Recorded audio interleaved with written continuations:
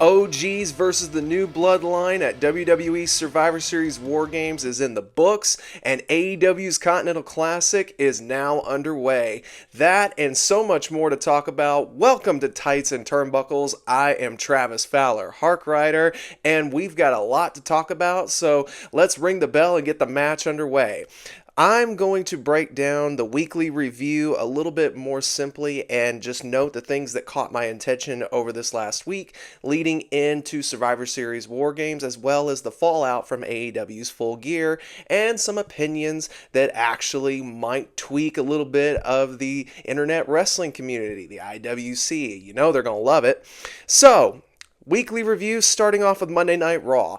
The Creeds impressed me in the Tornado Tag Team match with the LWO featuring Dragon Lee and Rey Mysterio. Seriously, these guys, especially Julius, is unbelievable athletically, and I'm glad they gave them the dirty win because that can continue this rivalry, and it builds that momentum for the Creeds and the American-made faction as is. Then let's move and talk about the New Day split, because honestly, I think it's coming. Tomorrow night is the anniversary, the 10-year anniversary of the New Day, which is invoking a big celebration for Kofi and Xavier, as well as Big E. We're pretty certain is going to make something of an appearance, but will they actually split? We saw a great promo battle between Kofi and Xavier this past week on Raw that a lot of people said was very emotionally investing, and yes, it was. There were several times where I was like, wow, they are really going here with some of the stuff they're saying. Xavier Woods bringing up the fact that Kofi just let the WWE title go past him after his loss to Brock Lesnar. Kofi saying that Xavier's never been as good as E or himself, which is why he's never held a singles title. So much to layer on here. I think this rivalry, if they decide to go the split route, which I feel like it is, especially if you looked at their outfits this past week, a little bit of a Dragon Ball Z reference there between Light and Dark Goku against one another. So I think we can pretty much say with certainty the New Day is dead as we know it after tomorrow night, but we'll find out. Then the Wyatt Six attacking Scarlett, a part of the Final Testament. That feud is still continuing. Still surprised that they didn't throw something of a match together for Survivor Series, but I'm guessing it's because they're building to something more that I'm sure we'll see cap off at A, either Saturday night's main event, or B, on a big time main event for Monday Night Raw. Then we had the introduction. Granted, it was off air and filmed before Raw started, but at least they showed the video announcing it. It is official. We are getting a women's Intercontinental title, which a lot of people, including myself, speculated we were going to get after they announced the Women's United States Championship. The IC Championship for the women's division is also a great step forward, but it creates a little bit of a controversy that we'll talk about later involving the titles and the amount of titles for WWE, but also you could make the same argument which has been made for AEW. So stay tuned as we'll discuss that in just a little bit.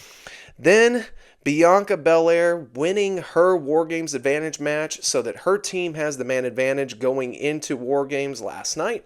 That was actually a great match, and Bayley giving the assist and earning the trust and respect for Bianca to, I believe, as we saw on SmackDown, become a member of the War Games team. So that was great storytelling going into War Games and even just prior to War Games on the SmackDown before.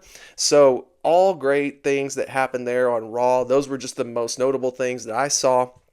Going into NXT, Ethan Page defeated Axiom to earn his spot in the Iron Survivor Challenge that is taking place this upcoming weekend for NXT's Deadline event. I love the Iron Survivor match, as you heard me gloat about it just last week. I look forward to seeing who the fourth and final competitor is for both the men and women, and I love the concept that they are doing where the final participant is decided in a fatal four-way sudden death style, where the winner of that match becomes the fifth and final participant, and it's looked at as a second chance or last chance, and I love that concept. So while we're talking about that, Stephanie Vaquer, she secured her spot in the women's Iron Survivor, and I really hope, for myself personally, just for the storytelling aspect of it, as well as I think it makes a good roundabout, I hope Cora Jade is the one who picks up that final spot for the Women's Iron Survivor, because when you look at all the participants in there, and yes, I will put Jade in there as being more of a cunning, sly heel type of character, you throw her in there, and I think you have one of, if not the best Iron Survivor roundabout match ever for the 5 participants involved. So we'll see how that shapes out for NXT this upcoming Tuesday. Also, we saw Dolan's return. Gigi Dolan has returned, and she got a little bit more payback on her old Toxic Attraction partner, JC Jane, as she made the save after the Fatal Influence beatdown of Tatum Paxley, who, by the way, I want to just give every bit of nod and credit to, because Tatum Paxley, I believe, has been a strong character for NXT this year. She has just evolved and developed so well, and actually, I kind of like the pairing of Paxley and Dolan, so I look forward to seeing what they do with it. Maybe there's a third person that they add into that and complete a trifecta of a 3-on-3 situation, but I wouldn't be mad even if it's just kept as Gigi and Tatum, because I think that could be even a potential tag team in the future as well. So, on from NXT, over on to SmackDown. Officially, we saw Bayley joining the team as all 5 members of Team Rhea Ripley came out and stand tall as a unified front. Of course, that then broke down to face Nia Jax's team at full force, leading into War Games for last night. Then we saw the first in-ring match for the new Nakamura, and I gotta say, I personally love the presentation. I love that they're calling him like this assassin or lost samurai, whatever you want to go with for a nickname. I don't know if they've even established one completely yet, but I love the new Nakamura look and the music too. I love that it's just a simple remix of honestly his best theme, which has been his debut theme. And I love just the more dark undertone with it. I think it's a great, subtle change to fit this new Nakamura. And I look forward to seeing what they do with him, especially after what we saw last night on Survivor Series War Games, which we'll talk about in just a moment. Then you look at the Cody Carmelo match. That was a great exposition for Carmelo and for Cody Rhodes. I think it was a great matchup for both guys, and Cody needed a match like that going into his Saturday night's main event matchup with Kevin Owens here in just a couple weeks. So that was a great TV match. The sit down between Punk and Roman Reigns was also very well done, in my opinion. I love that you had it established for both guys that this is just a one-time situation. Neither one of them trusts one another. I've fumbled over my words. Neither one trusts the other, and they're only doing it basically for Paul Heyman. Punk said, I'm doing this as a favor to him, and a little bit of a note there was made when he said, if I'm doing this favor for you, then I expect my favor to be given in return. To which Roman said, what's the favor? And Paul simply stated, we'll get through War Games first, and then we'll talk. So it's very interesting to see what might unfold, and I think we're going to see whatever unfold after last night's War Games. What is the favor that Punk was mentioning? Only time will tell, but I'm very interested to see if there's more built upon this, which I expect there will be, but will it be this upcoming week, or will it be somewhere in the very near future, like let's say around Rumble season, for instance? Who knows? Only time will tell, and I can't wait to see where they go with it. Then we saw the United States qualifier match for the women again, and Mi Chen picking up a win, moving on in the tournament to crown a new women's U.S. champion, the first women's U.S. champion. Both my picks of Chelsea Green and Mi Chen have made it to the semifinals. I wouldn't be mad if they're the finals either, and I kind of think that's where they're going to go with it. And honestly, while I'm talking about the women's U.S. title, and we mentioned the women's Intercontinental title, I really hope, and especially with the announcement that the IC tournament for the women's championship, women's Intercontinental Championship, that is, starts this upcoming Monday.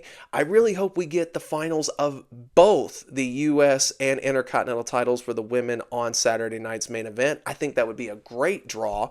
They may save it for the first Raw of Netflix, which wouldn't be a bad idea either, but I actually kind of like the idea of establishing new champions on both brands on Saturday night's main event. So We'll see how that ends up playing out. Again, I won't be surprised if they save the finals for the first Raw on Netflix. It's a smart move to make, and I have a suspecting feeling after saying it out loud that that's where they'll end up going with it. Um, then in the main event, we saw Jacob Fatu and Jey Uso go at it, where Fatu would pick up the win and the advantage, the man advantage for War Games last night. Great showing there, and it leads to so much hype going into the men's War Games match from last night. Again, we'll cover the War Games pay-per-view here in just a moment, but let's go over to AEW and talk about Dynamite. Shelton Benjamin has been shining as bright as a diamond, and the excellence, the standard of excellence that he has been given from MVP.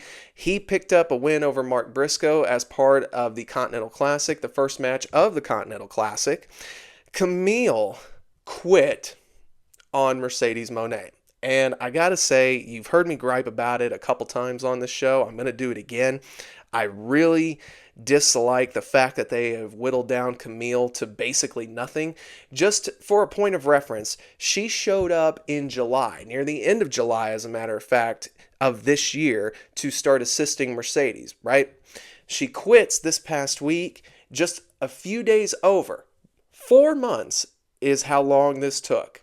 That's it. 4 months, and they've already hot-shotted the booking, but that is also because they also have taken Camille's aura away from her. She was beaten too many times, exposed too many times in matches. She was supposed to be the diesel, the heavy for Mercedes Moné, and that did not really happen effectively. I really say that this was just poor booking on their part, and they made Camille look like nothing more than just an average women's wrestler, which in NWA, that was not how she was presented. AEW had a chance to do the exact same thing here and give her something of that brick house feel that she calls herself, but it just didn't happen. And I hate that because I personally love Camille. I think she's a great worker. I think she is a fantastic women's wrestler. And them hot-shotting this booking and splitting up Moné after only 4 months with no real explanation tells me one of two things. One, she's injured and legitimately injured with her shoulder, and maybe this isn't going to be anything that they can pay off anytime soon, so they just wanted to ride it off, and she'll come on a little bit later when she's fully healed. Or B, you legitimately have no idea what you're doing, which a lot of people would probably say is the case. Bubba Ray has said it quite a bit. Overall, it was just a bad decision by a bad booker. That could be the option too. I really hope it's the former as opposed to the latter, but again, only time will tell to see how this ends up playing out. But y'all have heard my gripe on it, and I really hope that there's some kind of good payoff and that Camille gets back to that aura, that stance, very similar to what Wardlow had at one time, but we all know what happened with Wardlow, and the less we say about that, probably the better for AEW, because it just goes straight towards their booking and lack thereof of building up their own stars or not capitalizing while they could with a big-time star. Then in the main event, it was another Continental Classic where Darby Allin took on Brody King. Brody King coming to the save of Darby Allin, where it was just overall a not a horrible. I don't know why I was going to say a horrible situation. It would have been a horrible situation for Darby had Brody not been there, because we saw where it was Moxley and the Death Riders wanting to try to get some revenge on Allin, but Brody King coming to his save was a fun little nod there. You could see where they're trying to turn the House of Black into more of a face group. So I don't have an issue with that, as they are a popular faction, so why not play into the popularity? So only time will tell, again, what they do with the House of Black, but I like this little nod for Brody and Darby actually kind of coming together after they've had several great one-on-one encounters, including this one. But enough about the week leading up, or one more thing before we head into War Games. TNA currently has a great offer for TNA Plus. I know you guys haven't heard me talk much about TNA. Admittedly, as I've said before on here, I haven't been following as closely along, but when I do watch their show, TNA is a solid show. They have bounced back quite a bit. They even had their Turning Point event this past week, which saw the TNA debut of the OG bro, Matt Riddle. And right now, if you want to keep up with TNA going into 2025, there is a deal deal going on with TNA Plus with the code Nonstop, and you get their special attraction subscription absolutely free for the remainder of the year. Your first month, absolutely free. So give it a shot, check it out. I think you can make a solid argument TNA is doing better as a wrestling show than AEW right now. Now, for both Full Gear and Survivor Series, y'all heard me mention that Full Gear was just a situation where I just was not really a fan of the show overall going in, except for just a few matches. That was not the case with Survivor Series. I was very much looking forward to Survivor Series, but admittedly, I was a little bit let down. And this morning, there was a report from WrestleVotes that said if you felt like War Games was a little lackluster or let you down or whatever you want to refer to it as, or underwhelming was the word they used, it's by design, because coming up is the most important 140-day stretch for the WWE, creatively as well as business-wise. In that 140 days, you've got 2 Saturday night's main events on schedule, one being on NBC, the other is a Peacock special, a PLE special, if you will. Then you've also got the Rumble in Indianapolis. You've got the Elimination Chamber event going back to Canada in Skydome, of all of the things, no longer named the Skydome, but that's what we wrestling fans know it as. And then after that, you've got the Vegas Mania of nights 1 and 2. So there is a lot to go in there, plus the debut of Raw on Netflix. So a lot to really think about for WWE going into 2025.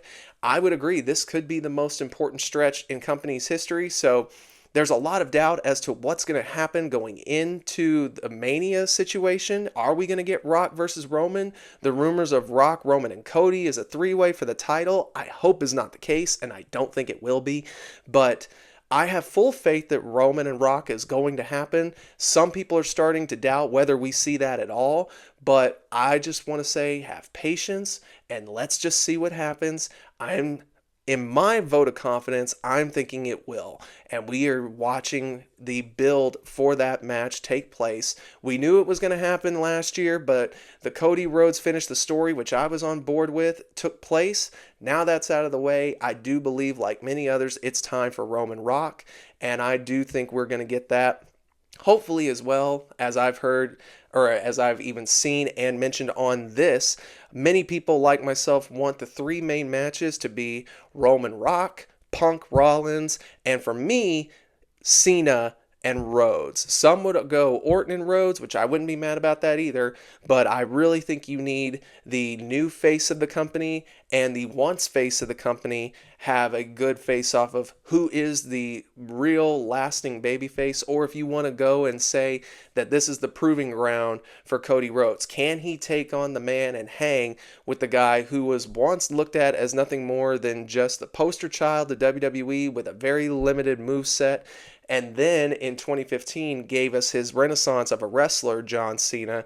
I think they could put on a hell of a match on the big stage at Mania given the time. This is Cena's final year as an active wrestler, so why not go out big and go out with the face of WWE currently? Maybe that's an arguable point. Some may still say it's Roman, but for me, Cody Rhodes is the face of WWE. Now, Survivor Series as a whole, like I said, was a little underwhelming. The women's War Games match was fun. Rhea Ripley's team picking up the victory in that matchup. Then we moved on towards the United States title match between Nakamura and LA Knight, which if you're following us on TikTok, and if you're not, you should be, I did my predictions and said I was surprised that that match even made it onto the main card. And man, I was shocked on the route that they went. I thought Knight was going to retain, but lo and behold, Nakamura in his new persona picks up the win and the United States Championship. So I got to admit, it was shocking and surprising. So good for them, and Nakamura is the new U.S. champ. Then to the triple threat with Sheamus, Ludwig Kaiser, and Braun Breaker for the Intercontinental title. I was really pulling for Sheamus, and they gave us so many moments where that was very much this close to happening. Him capturing the Intercontinental title and completing his Grand Slam. It did not happen. Braun Breaker retaining the U.S. title. Then you moved in to the World Heavyweight title match between Gunther and Priest, where people felt like Gunther had lost something of an aura since becoming world champion, or even just in this last month, to which I told people that's the story. Gunther he had lost a little bit of his confidence because of the loss to Cody Rhodes. This was very well structured going into the match with Priest, and this was a way to give him something of a confidence level back. Of course, Finn Balor interfering and then Gunther kicking him in the face right afterwards. Maybe that'll leave a little bit of the, well, you still couldn't do it on your own kind of thing. But it looked like Gunther at the very end, as part of the celebration, had gotten back that confidence. Again, as I stated, this was a very well done story of a champion questioning if he is as dominant as he thinks he is, especially after holding the Intercontinental title and breaking the longest reigning IC champ, the Honky Tonk Man, and establishing his own record of 666 days. Now, is he the same guy that is our world champion? And I loved that story. I think we're back to a dominant Gunther. I look forward to seeing what he does on Monday night. And I think we are going to see the ring general in full form from this point forward, at least all the way up until Mania for whatever match they have for him in the World Championship. Then you moved into the men's War Games match. There's not a lot to say that honestly could do it a justice. There was several cool spots. Bronson Reed. Oh, by the way, before we go into Bronson Reed, Io Sky doing the moonsault with the trash can in the women's War Games match, absolutely insane. The Tiffany Stratton almost cash-in was fun, and Michael Cole was like, well, how is this going to work? And I honestly was like, well, it's simple. Cash it in and pin one of the people. But then it made an even better point of, but wait, War Games is also still going, and a pinfall or submission wins. So does the pinfall count for both the win of the title and the ending of War Games? It was a fun little nod there. So I wanted to bring that up because I forgot to talk about that when we were reviewing the women's War Games match. But now I digress back to the men's. Bronson Reed potentially injuring himself off of that tsunami splash attempt through the table on Roman Reigns. Reigns getting pulled by Punk at the last minute, saving him from certain disaster, and crashing through the table all by himself did Reed, apparently injuring one if not both of his ankles. Hopefully it's nothing too severe and he is able to continue to compete. Maybe it's just a sprain and he needs to stay off for a couple of weeks. Let's hope for the best on Bronson Reed for a speedy recovery. Jimmy Uso going to the top of the cage and doing the Uso splash, connecting, putting through a table on his attempt, was a great spot for Jimmy to kind of make his presence known in War Games. And then the finality of Solo standing by himself as the representation for the new Bloodline, and all members of the OG Bloodline team getting their moves and licks in to finish off Solo. Reigns getting the cover for the win. Now the question remains, what is the favor? Because if you heard the interaction between Punk and Heyman at the end as they embraced, Punk said, when it's time, I'm going to call in that favor. Heyman returned by saying, you got it. You've got the favor. So what does that mean? We don't know, and I can't wait to find out. Will we find out this upcoming Friday? Will we find out on Monday? Who's to say what happens next? I don't know, but I can't wait to find out. Now, let's backtrack to AEW and Full Gear, because there had been a lot of criticism on the Kyle Fletcher-Will Ospreay match, and that was one of the matches I was looking forward to. Some people claim that that match did way too much, and if you've seen an Ospreay match, I don't even know if too much is in the vocabulary of an Ospreay match anymore. But Bully Ray was very critical of it, stating that the spot, especially where Fletcher tombstoned Ospreay on the steel steps, not being the finish of the match, when somebody does that, after we've also seen how WWE's utilized a simple pile driver in their storytelling with Kevin Owens and Cody Rhodes, like, it's almost like they're diminishing the effect of the tombstone. Also, earlier in the match, we saw Ospreay hit a tombstone to Kyle Fletcher on the mat on the outside. And I gotta say, one criticism I have about that, as well as the spot about getting back in the ring before the count of 10, that spot has done too much. People know that you're going to go back in by the count of 10, and doing it at 9.5 or 9.75, I really hate how that spot has just been overused, especially in AEW. Nobody expects that to happen anymore, and if you really want to make it believable, you should start having the guy move around 6 to 7, give him that struggle to get back in to make it more effective, at least in my opinion. But I do have to agree with Bully's stance on the tombstone on the steel steps not being the finisher, because then we saw more take place afterwards where there was pinfall attempts and Ospreay kicking out as if he's like superhuman. I do think you can do too much of that. Now, if Kyle Fletcher would have gone into hitting all of the moves that he did right after that tombstone, you could make the argument, well, now he's just being brutal and vicious and not giving Ospreay the opportunity to kick out, but just keep hitting big move after big move after big move. I think there would have been 3 that he could have done right after the other. The tombstone, then he did his version of the pile driver where he doesn't go back to his butt but goes on to his knees in that classic formation. You could have done that and then followed it up with the brain buster off the top like he did, and instead of doing a pinfall after each one of those moves and him kicking out of 2 but not the third, I think would have been much more effective to hit all 3 and then do the pin, because then it would have been like, well, there is no way Ospreay's going to kick out. That would have been more believable. But overall, the Fletcher Ospreay match, in my opinion, you get what you get when it comes to Will Ospreay and his matches. You either love them or you hate them. And as somebody who grew up with the cruiserweight division, yes, we saw a lot of the things that take place basically now on another level with Ospreay and Fletcher and Ricochet, all that. But the cruiserweight division really still had a semblance of storytelling, I believe, in it when you go back and watch, which I think is everybody's gripe.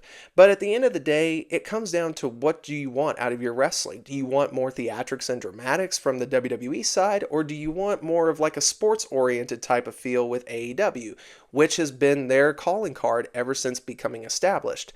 So I don't really have a hate towards either one style. I just prefer one over the other. I've said that before. I prefer WWE's style of wrestling over AEW's, but that doesn't mean I hate AEW's. I appreciate the athleticism.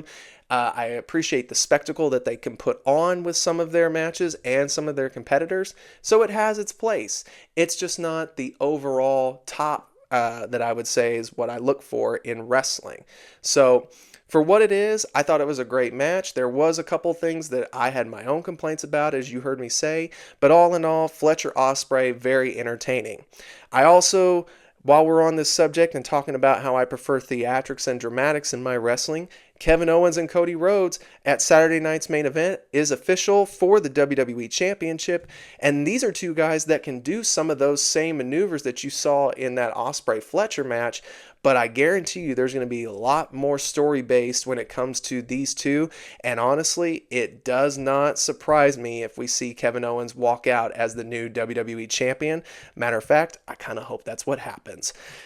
But another piece of big news as of today, December 1st on Sunday, it is now official. Pentagon is free from AEW. Penta El Cero Miedo is now a free agent, and most people expect him to sign with WWE imminently. Originally, the plans called for him and his brother Rey Fenix to come to WWE and be on the SmackDown brand earlier this year. Obviously, the extension of Rey Fenix's contract due to injury, which reports are saying that they plan to do nothing with them, and this is more still of a power play, which I've voiced before, I don't agree with. Many others feel the same way. I didn't like it when WWE did it. I'm not a fan of AEW doing it. The way I look at it is, if you have someone on your roster that doesn't want to be there, then let them go and stop wasting your time and stop wasting your talent space. But that's just an opinion of mine, as well as several others. Something, though, that on X, Draven at Wrestling Covers, he and I agreed on this.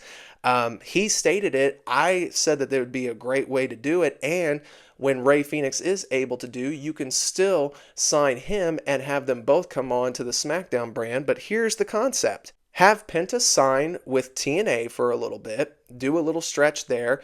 They know there's a relationship between TNA and NXT. have him come on the NXT brand for a couple of matches, and then once Rey Fenix's contract is up, you can time it to where Penta's comes up with TNA, and after that, you can have them go on to SmackDown and be the tag team that you wanted them to be, or you can even keep it in NXT and do a few more matches there just to get their timing back to a concise sensuality for the two of them. So there's several options you can go with, but either way, I think it's pretty certain we're going to see Penta on WWE TV, and I'm guessing it'll be sooner rather than later. Moving on now to the top 10 under 30 wrestlers. The reason I'm keeping it to the top 10 is because there's a few names that I don't recognize overall in the overall 30 list, but ESPN unveiled this 30 best wrestlers under 30 list, and here's the top 10. Shoto Umino, I believe is how you pronounce his name, from New Japan. Daniel Garcia is at number 9. Of course, the former was at 10.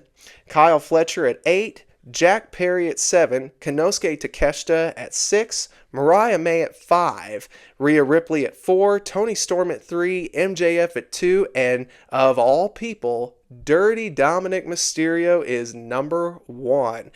Unbelievable, but I gotta say, I actually agree with who's number 1. And some people would say, well, why isn't MJF up there? I gotta say, I think MJF's lost a little bit of his momentum since coming back to AEW.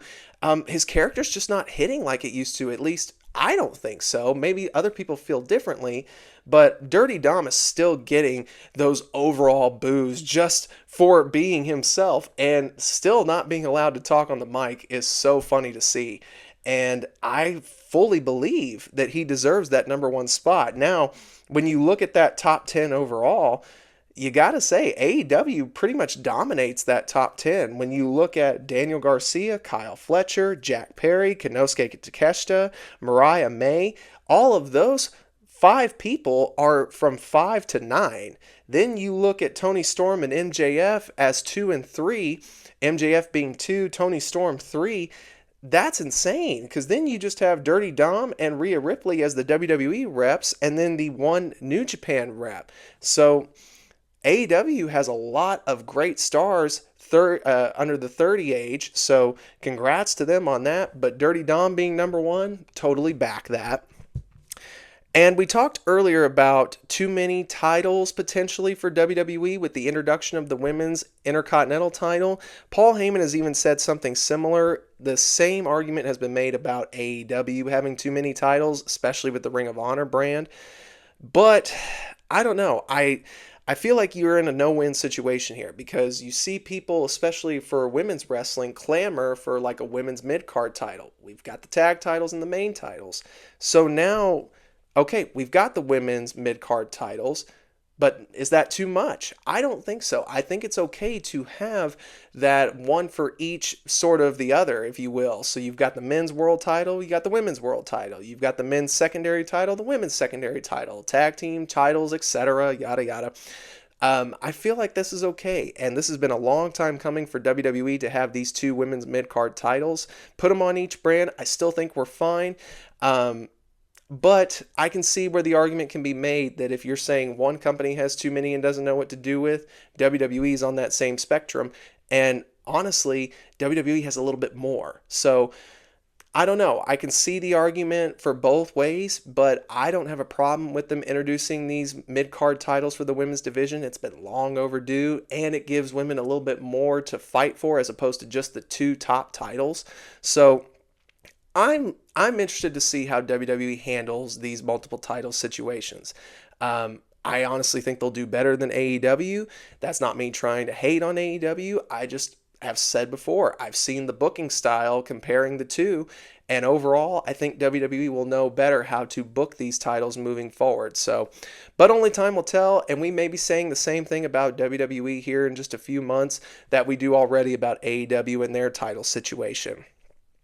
TNA also re-signing the Hardys and Xia Li, now known as Liang Li over in TNA, both have re-signed with the company, at least the Hardys, for another year, maybe more long-term for Li.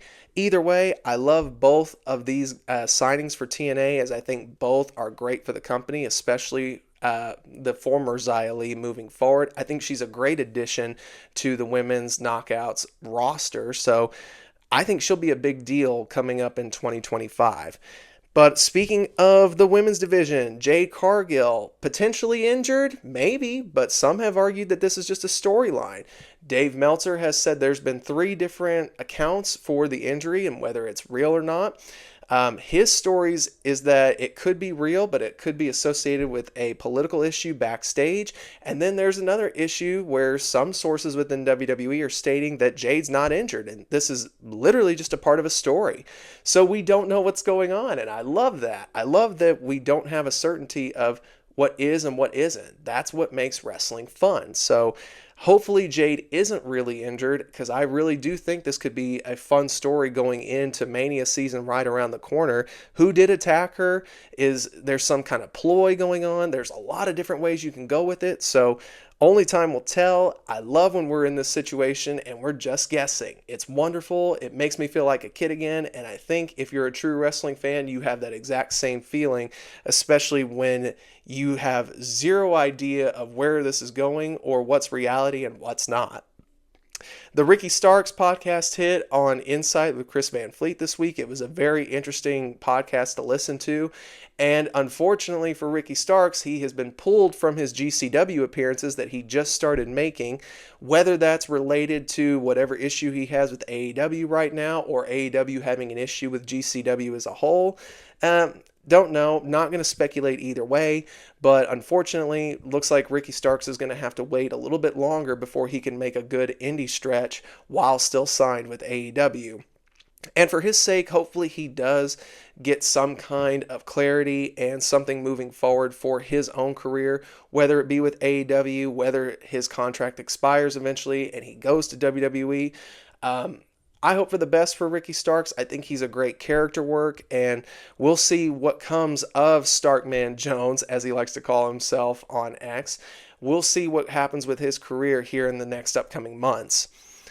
And then finally, WWE, apparently through the new WWE ID initiative, is reportedly going to allow their WWE wrestlers to start working more indies in 2025, which I think is a great way to continue the independent scene, as well as looking for new talent on the indie scene, and allowing big names to come on an independent show just brings more eyes to professional wrestling. So I see good things on all accounts with this move, and I can't wait to see exactly what all this entails going into 2025. But I think we can definitely say that WWE has felt like a brand new company over the last couple of years, and doing things like this with your top stars being able to work any dates now, this is more than enough to say, hey, this is a new era, a new WWE, and professional wrestling is going to flourish moving forward in 2025. Guys, that's all I got for you. It was a packed show. What are your opinions on all the topics that we talked about today? Did you enjoy Survivor Series War Games? What do you think is going to be made up for WrestleMania this year? And anything else in between? Do you think WWE has too many titles now? And what is it that you're looking forward to going into 2025? Sound off in those comments down below. Make sure you are subscribed to this YouTube channel, as well as following us on our social media pages, Facebook under the Four Corner Podcast still, X, Instagram, and TikTok for the Tights and Turnbuckles Podcast, TNT Pod. Follow me personally on X at Travis_TNT. I will be back next week to talk more pro wrestling. Until that time, you guys have a safe week and continue to love pro wrestling.